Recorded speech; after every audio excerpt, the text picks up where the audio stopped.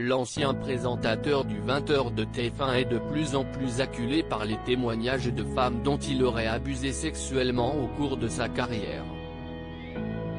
Après avoir donné la parole à 8 d'entre elles, le journal Libération a révélé un véritable scandale médiatique.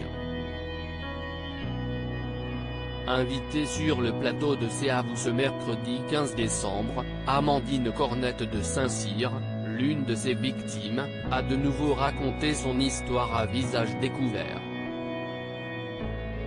CIST, un homme très direct, intrusif. Il m'a demandé devant d'autres personnes de la rédaction si j'étais marié, quel âge j'avais. Puis il est passé à l'acte au moment du Festival de Cannes en 2009, 2 ans plus tard.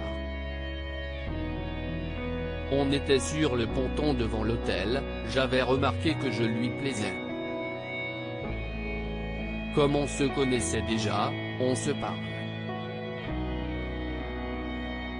Et là, il me redemande si j'ai un copain puis m'invite à monter les marches avec lui, a-t-elle commencé son récit, devant les visages fermés des chroniqueurs d'Anne-Elisabeth Lemoine.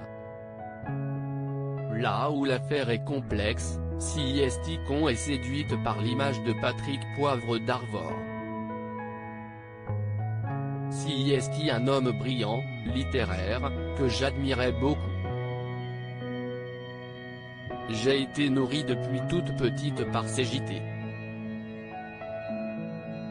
CIST, un homme qui m'inspirait confiance. Je n'étais pas contre, même honoré qu'il m'invite à monter les marches avec lui. Je me sentais privilégié, même s'il y avait un décalage avec lui entre l'homme public et ce qu'il dégageait, a continué l'autrice.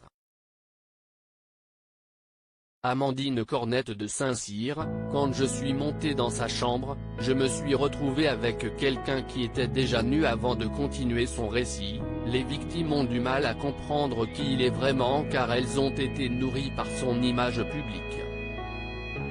Au moment où je le rejoins à l'hôtel avant de monter les marches avec lui, je l'attends et je le vois en peignoir en rentrant dans sa chambre. Donc je comprends directement. En revanche, je tiens à souligner qu'il n'y a eu aucune violence physique et que je n'ai été obligé à rien. Si j'ai contacté Libération CIST parce que j'ai été choqué par la similitude de son mode opératoire avec ses autres victimes. On s'est vu un petit peu avant cela, mais quand je suis monté dans la chambre je me suis retrouvé avec quelqu'un qui était déjà nu. J'aurais pu partir, ce que je n'ai pas fait. Il ne m'a pas forcé mais je me sentais piégé. Je ne pense pas m'être senti en danger, plutôt trompé par la personne.